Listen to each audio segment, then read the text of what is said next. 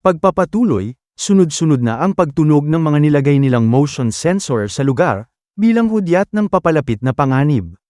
Kasabay nito ang makakapal na berdeng usok na dulot ng nakakalasong gas, dahilan upang mahirapan silang huminga at makakita. Kaagad nang nilagay ng ating bida ang kanyang mask upang makahinga ng malaya sa gitna ng nagkakapalang poison gas sa paligid niya. Nang matapos na si Lee Hyun-wook sa kanyang ginagawa, ay kaagad na itong naghanda upang puntahan na ang kanyang mga kasama. Dahil hindi niya rin inaasahan na darating ng mas maaga ang kanyang mga bisita kaysa sa nakaraang buhay niya. Kanya na rin kinuha ang binigay sa kanya na sandata mula sa kanyang military bag, na kayang paglagyan ng mga items mula sa military supplies, at ang dami ng kayang malagay dito ay nakadepende sa taas ng antas nito at gumagamit na sundalo. Nang walang kaano-ano ay kaagad na niya itong binuhusan ng tubig upang subukan ang kakayahan nito. At sa kanyang ginawa ay kaagad naman itong nagkaroon ng reaksyon. At lumabas ang system screen upang ipakita ang nagiging proseso kung saan meron palang itong 25%. Habang nagbubuhos siya ng tubig sa kanyang bagong sandata, ay tumitingin din siya sa paligid upang tukuyin ang lokasyon ng kanyang mga kasama. Subalit dahil sa kapal ng nakakalasong usok na nakapaligid sa kanya, ay wala siyang makita. Kaya hindi mawala sa kanyang isipan ang pangamba na baka talagang huli na. At ang tanging pag-asa na lang na kanyang iniisip, na sana ginawa ni Park Jun-mo ang habilin niya. Na pagdating ng trahedya ay kaagad niyang tipunin ang kanyang kasama at tumakbo na. Subalit ang kanyang iniisip ay ang kabaliktaran, dahil ang kanyang kasama ay kasalukuyang nakikipagsapalaran, at ang isa sa kanila ay tuluyan ng tinamaan, dahil ang mga kalaban ay hindi nila kayang pigilan. Sa kanyang kalagayan ay hindi na siya makakalaban, kaya ang kanyang tanging magagawa ay sumigaw na lang ng tulong, umaasang hindi siya pababayaan at hahayaan na mamaalam. At ang kanyang dalangin ay napakinggan din, kaagad naman siyang napansin ni Park Jun-mo na talagang maaalahanan, at mabilis nang kumilos upang kasama ay sagipin. Sa huling sandali bago pa man siya mahuli ay kaagad na ni Park Jun-mo itinutok ang kanyang baril sa halimaw upang ito ay ratratin. Ramdam naman ng halimaw ang panganib na parating, kaya kaagad niyang ibinaling dito ang kanyang tingin. At dahil sa taglay nitong malakas na pandama, ang panganib ay naiwasan niya at ang mga bala ay sa hangin lang tumama. Ngunit hindi na yun mahalaga dahil kanya naman naisalba ang buhay ng naghihingalo nilang kasama. At mabilis na inutusan ng iba upang puntahan ang nakahandusay nilang kasama at dalhin sa loob ng military box. Ang military box ay may mga pangunahing barrier spell sa paligid nito para sa pagdadala ng mga supply at para mag-set up ng kampo kung sakaling magkaroon ng emergency.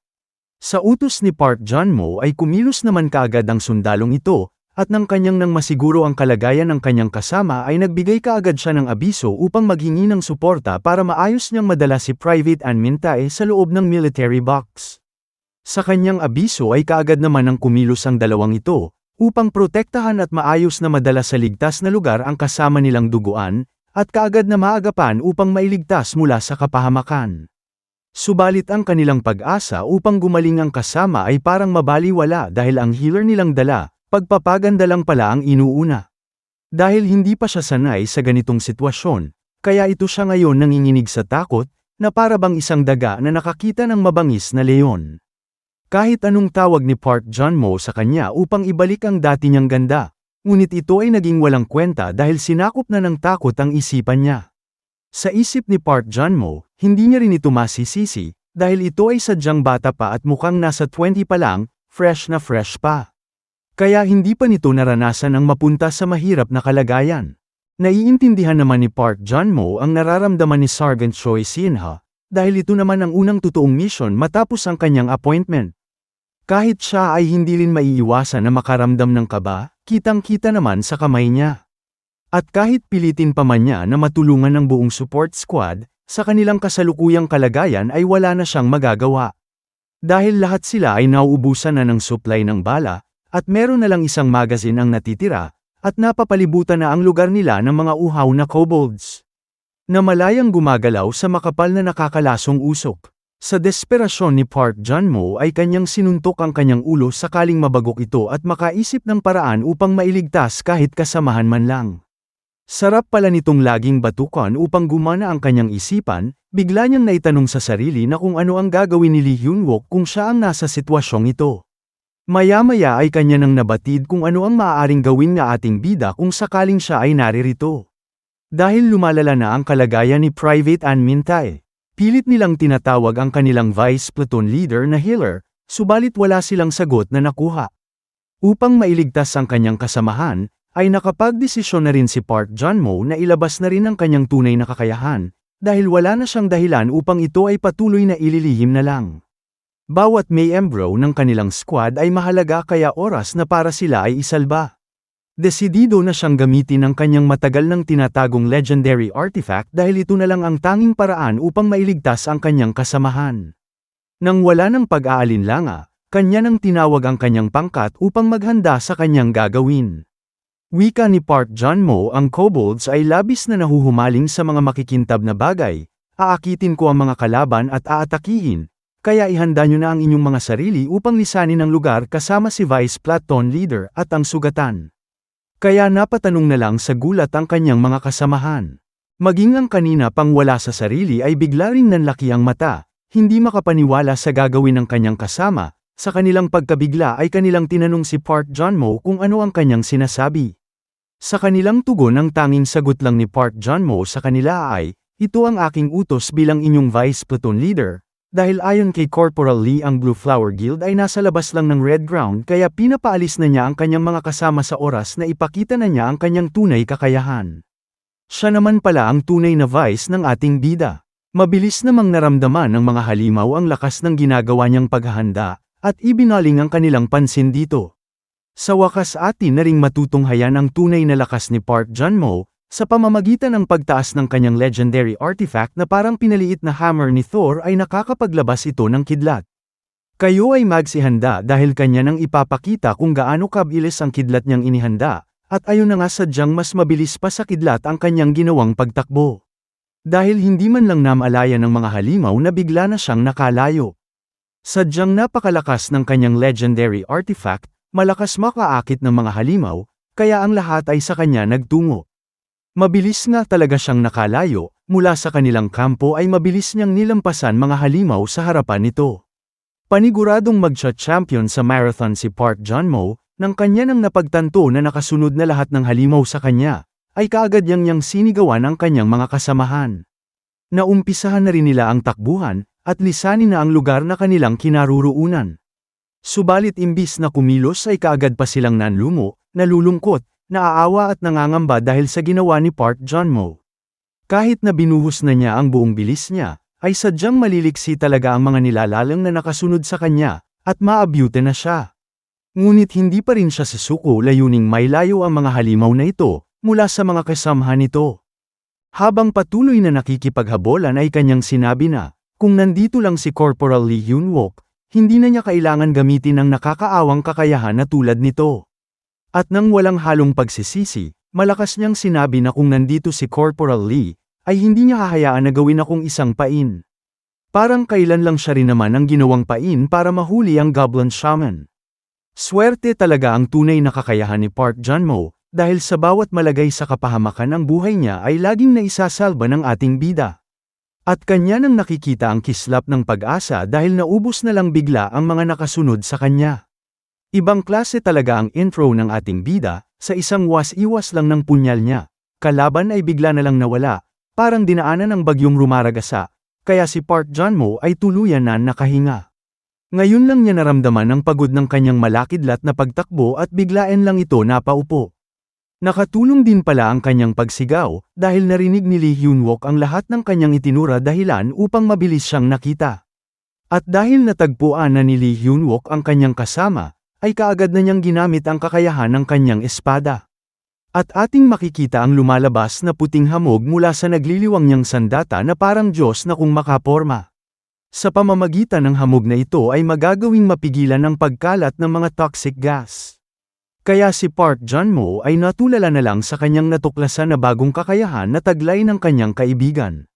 Tinawag naman ng ating bida ang pangalan ni Park Jun-mo at may nais siyang sabihin dito.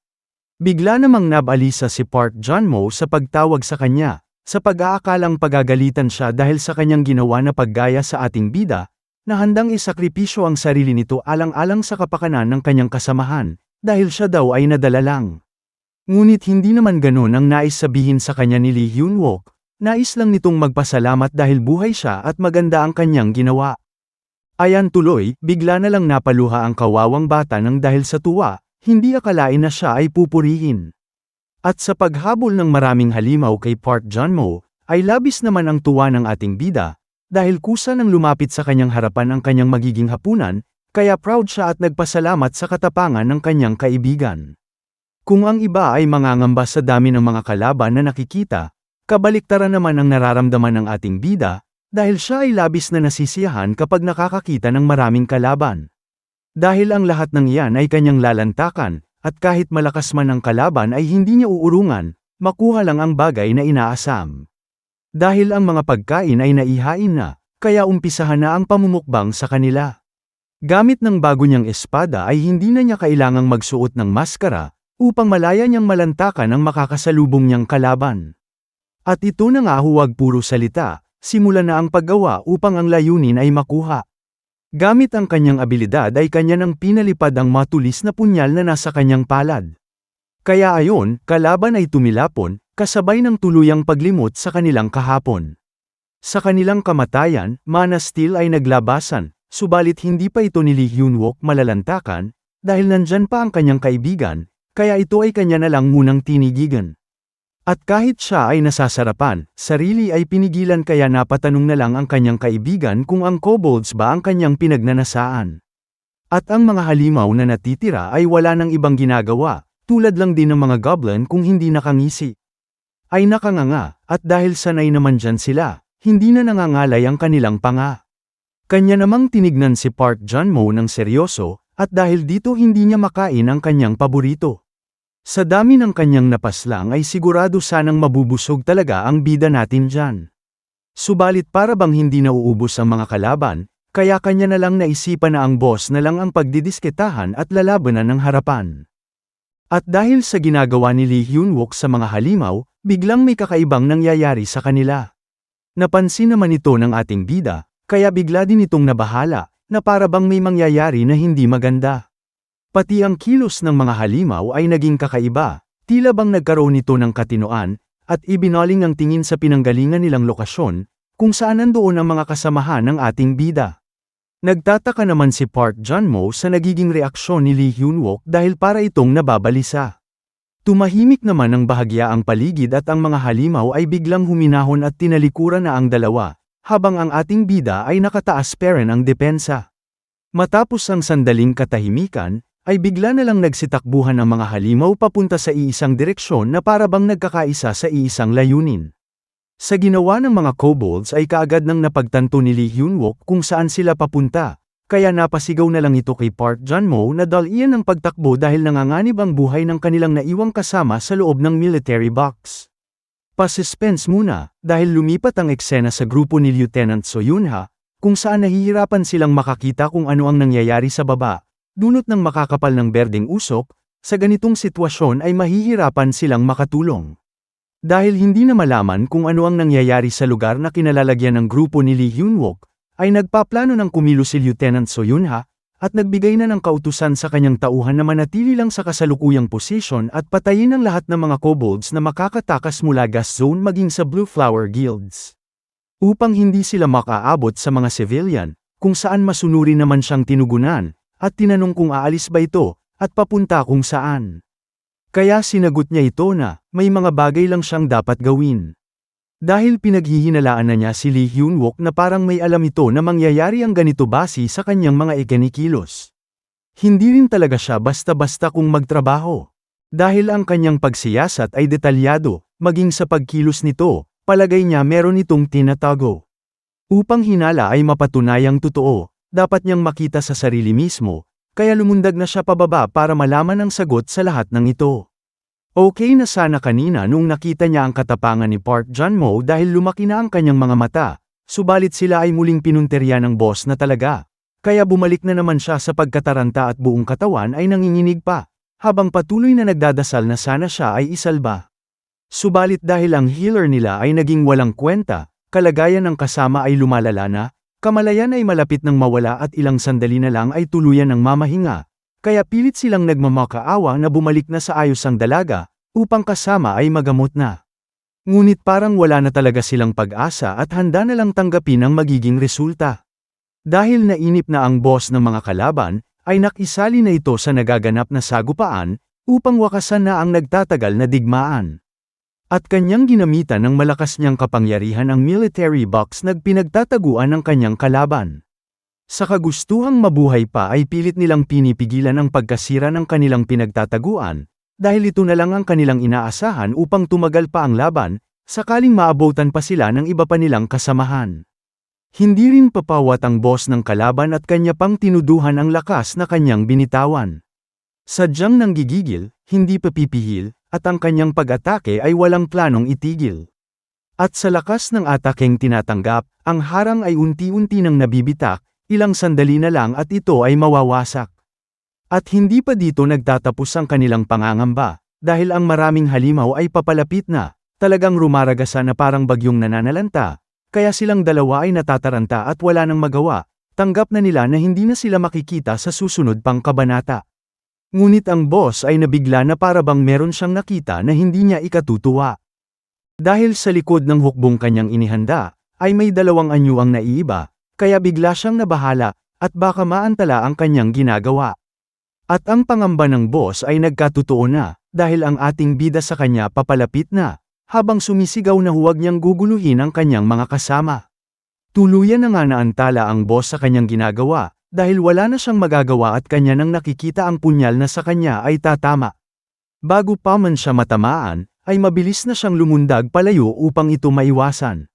Kaya ang kanyang pag-atake ay tuluyan ng napigilan. Ngunit hindi talaga siya tatantanan ng ating bidang palaban, at patuloy siyang sinusundan ng nagliliwanag na punyal sa likuran. At dahil sa taglay niyang kalikutan, hindi talaga siya matamaan, kaya ang pinunterya na lang ni Lee Hyun-wook ay ang paso na kanyang pasan-pasan sa kanyang likuran, layuning mabawasan ang alas na kanyang hinahawakan. Tuluyan na nga itong tinamaan, at ang berdeng usok ay kusa ng nagsilabasan, kaya siya ay nagulantang dahil hindi niya ito inaasahan. Baka kanyang nakalimutan na si Lee Hyun-wook na ang kanyang kalaban, na may taglay na malawak na kaisipan. Sa ginawa ng ating bida ay hindi naman siya natuwa, kaya kumilos na rin siya upang gantihan ang kanyang kalaban. Kanya nang inutusan ng kanyang tauhan, na maghanda upang gantihan ang bida nating walang inuurungan. Bilang tugon sa utos ng kanilang boss, ay kaagad na silang kumilos. Nabigla naman si Lee Hyun-wook sa ginawa ng mga halimaw, dahil hindi niya alintana na parang may iisang pag-iisip lang ang mga ito kung gumalaw. Kanyang nakita ang sabay-sabay na pagkilos ng kalaban sa kanyang harapan, upang mabilis na kumuha ng distansya mula sa kanilang dalawa ni Park Jun-mo, na hindi naman kaaraniwan na ginagawa ng mga halimaw. Pagkatapos kumuha ng tamang distansya, ay kaagad nang naghanda upang magpakawala ng pag-ataking nakakabahala, gamit ng kanilang sandatang hinihipa na may balang karayom na nakakalason, na kayang magparalisa ng biktima. Na kung ikaw ay matatamaan at hindi ka agad na maagapan ay siguradong kabaong ang iyong tutulugan, at sa ilalim ka na ng lupa maninirahan. At sa dami ng mga halimaw sabay-sabay na tumira, hindi mabilang nakarayom sa ating bida ay pumunta, ngunit hindi naman siya nabahala at mabilis na naghanda, at alatanggol na porma ay muling ipinakita. At nang nakalapit na sa kanila ang mga karayom, ay matagumpay naman niya itong nakontra, gamit ang pagwasiwas ng kanyang espada. Subalit hindi pa doon nagtatapos ang kanilang pangamba, dahil sa likuran ni Park Jun-mo ay may paparating pa, at malapit na itong tumama sa kanila. Sa labis na pagkabahala ay sinigawan niya ang kasama na ito ay damapa at siya na naman ang bahala. Sa utos naman ni Lee Hyun-wook ay mabilis pa sa fast na siya ay tumugon, na hindi na iniisip magiging solusyon, bigla nang lumitaw ang isang impormasyon. Sa unang pagkakataon ay kanyang nagamit ang abilidad na hindi naaayon, puwersahan niyang kinontrol ang maraming mga karayom dahil sa ganitong biglaan na sitwasyon. Matagumpay naman niyang nagawa ng paraan ang kanilang mahirap na kalagayan, at muli na namang nakaligtas si Park Jun-mo.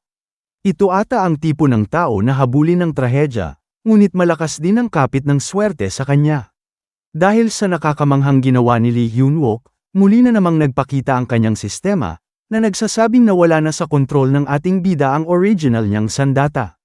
Dahilan na matigil ito sa pagsunod sa boss ng mga halimaw. Kaya ngiti-ngiti na ngayon ang boss dahil malaya na ulit siyang makakagalaw. Sa pangyayaring yun ay napagtanto na ni Lee Hyun-wook kung ano na ang tunay na nangyaring pagbabago sa mga kobolds. Kaya ito gumagalaw ng may pagkakaisa, at kumikilos ng maayos na may paghahanda, hindi dahil sa sinusunod nila ang utos ng kanilang boss, kundi ang boss na mismo ang nagkokontrol sa kanila. Kaya ang kanyang pananakot sa mga ito ay walang kwenta, at hindi na ito nakakaramdam ng pangamba, dahil nasa kamay ng boss ang pagpapasya. Nanggagalaiti namang inisip ni Lee Hyun-wook na, sa ganitong sitwasyon ay dapat na niyang harapin ang mga halimaw ng mag-isa, dahil delikado kung lalabanan niya ang mga ito habang nasa tabi niya si Park Jun-mo. Kaya walang pag-aatubili niyang sinabihan ang kanyang kasama na umatras na muna at pumunta sa military box, kung saan sumagot naman si Park Jun-mo na, "Yes sir, magbigay ka lang ng signal." Sinagot naman siya ng ating bida na, "Anong signal? Tumakbo ka na," at iniwan na lang bigla, kaya napasigaw na lang si Park Jun-mo na. Corporal Lee, sa labis na pagkataranta, ay napatakbo na rin na parang palaka. Sa kanilang ginawa ay kaagad naman silang nakita ng mga kobolds, at muling pinaulanan ng mga karayom upang pigilan sila. Gamit ang kakayahan ng sword blade ay malayang nakakagalaw si Lee Hyun-wook sa gitna ng nakakalasong usok, at ito ang kanyang ipinalit sa nabitawan niyang punyal. Nang kanilang natatanaw ang box, ay papalapit na rin sa kanilang likuran ang mga karayom na pinakawalan ng kalaban, kaya walang pag-aalinlangan naman itong pinigilan ni Lee Hyun-wook upang tuluyan ang makaligtas ang kaibigan. At ligtas na silang dalawa na nakabalik sa kanilang mga kasamahan. Pagkapasok ni Lee Hyun-wook ay kanya namang tinitigan ng seryoso ang boss ng kalaban, at kanya itong babalikan kaya't maghintay ka lang. "Sige ba, hintayin kita dito, kaya bilasan mo, sino tinatakot mo?"